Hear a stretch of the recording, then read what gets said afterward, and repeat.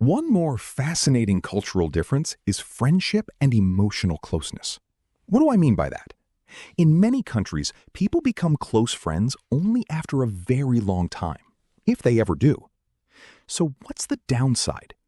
Human beings are social creatures. One of the most important foundations of mental well-being is both giving and receiving affection.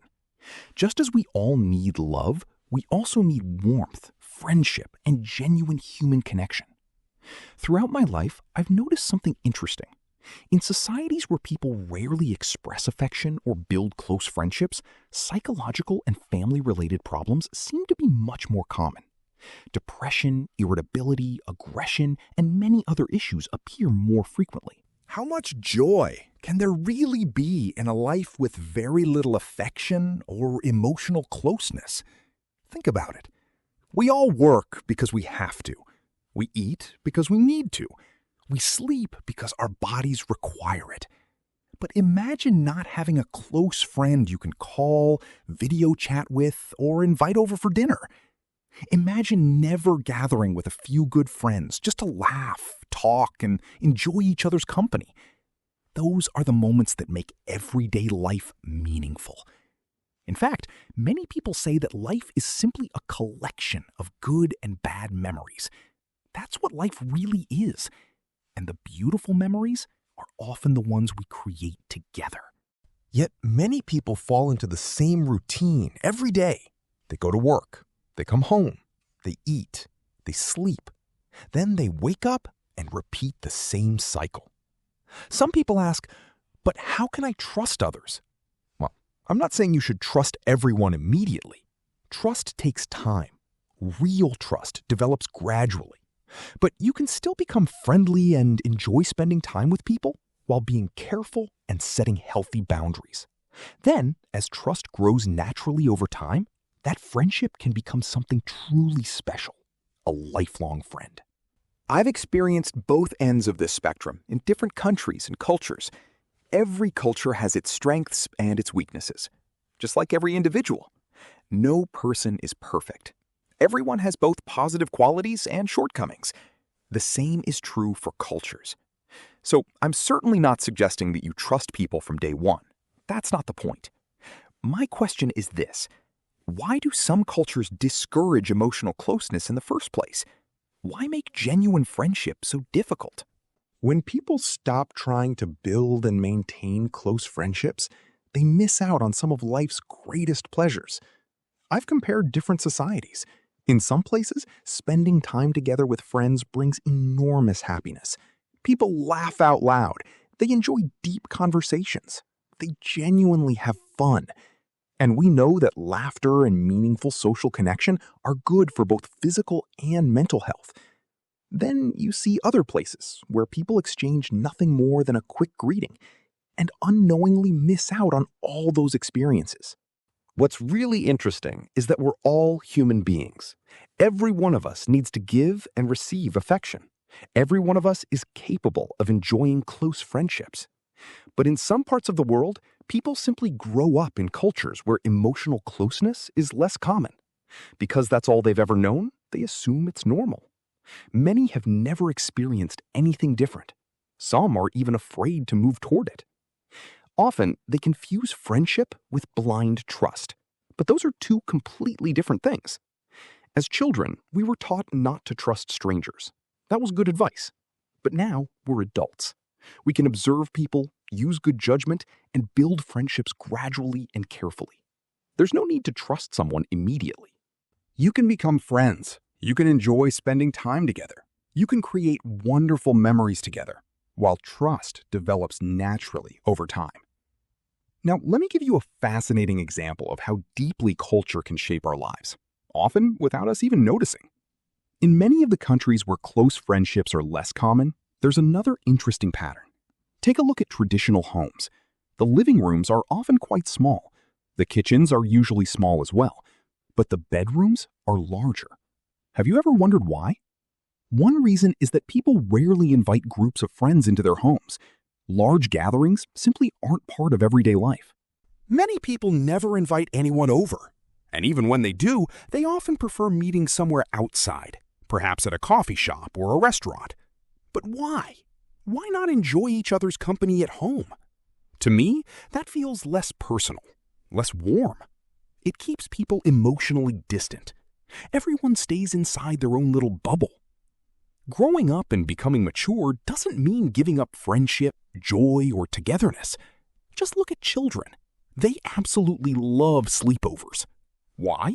Because shared experiences create happiness. Clip 09. Then something changes. Many adults stop inviting friends over altogether.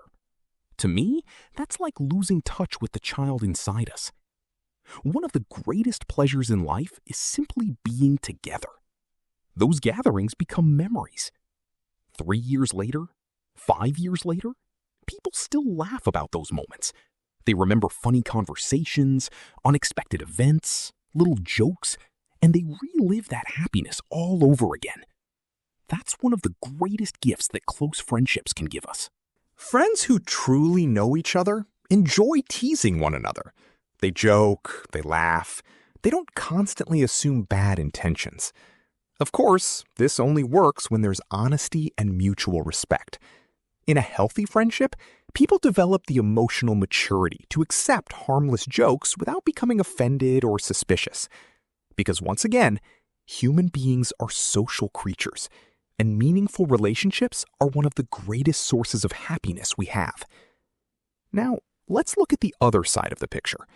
In cultures where people regularly gather with friends and family, homes often reflect that lifestyle. The bedrooms may be smaller, but the living room is spacious. The kitchen is larger. Why? Because those spaces are designed for people to come together, for conversations, for laughter, for sharing meals, for creating memories. Isn't that fascinating? Culture can influence something as personal as the way we design our homes. That's how powerful culture can be. And when people miss out on these opportunities for meaningful connection, they also miss many emotional benefits. It can lead to emotional emptiness, to discouragement, to loneliness, to a lower sense of hope. People become more irritable. Their tolerance for everyday frustrations decreases. Life starts feeling mechanical, predictable, less joyful, even if everything else appears to be going well. Some people might say, I only need my spouse and my children. That's enough for me. And that's wonderful. Loving your family is one of life's greatest blessings. But imagine adding a circle of genuine friends to that life. Imagine your family spending time together, visiting one another, celebrating together, supporting each other. The joy doesn't simply increase, it multiplies. Everyone benefits. You, your spouse, your children, and your friends. This is far more important than many people realize. In many cultures, strong friendships help people cope with life's hardships. Even in countries where people have fewer financial resources, they still find ways to create joyful moments together. And here's something I found fascinating. Sometimes the overall spirit of people in those countries seems healthier than in societies that are much wealthier. Money certainly matters, but meaningful human relationships matter too. Of course, I'm not suggesting that you become close friends with everyone. That's not the message. You choose carefully. You spend time getting to know people. You discover whose values match yours, whose character earns your respect. And when you find people who are honest, kind, and trustworthy, hold on to those friendships. Nurture them. Allow them to grow. Because good friends are one of life's greatest treasures. Finding truly good friends isn't easy. No one is pretending it is. But it's worth the effort. In fact, I believe it's essential for a fulfilling life. There's another practical benefit as well. When you have a strong network of genuine friends, you're never completely alone. If one day you need help, there are people you can call. Tomorrow, when they need you, you'll gladly be there for them. That's how real communities are built.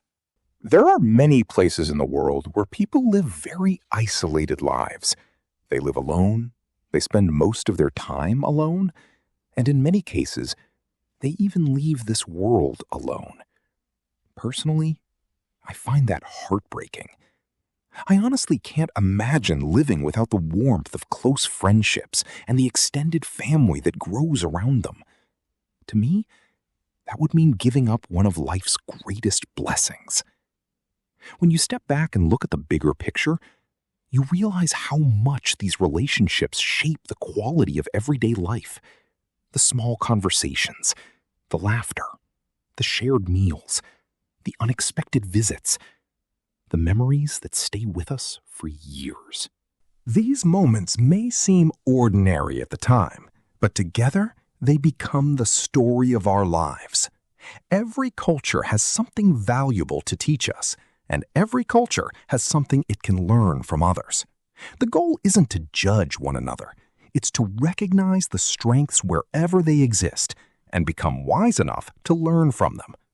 In the next videos, I'll explore more fascinating cultural differences, their advantages, their disadvantages, and what we can all learn from them. Thank you very much for watching. I truly appreciate your time and attention.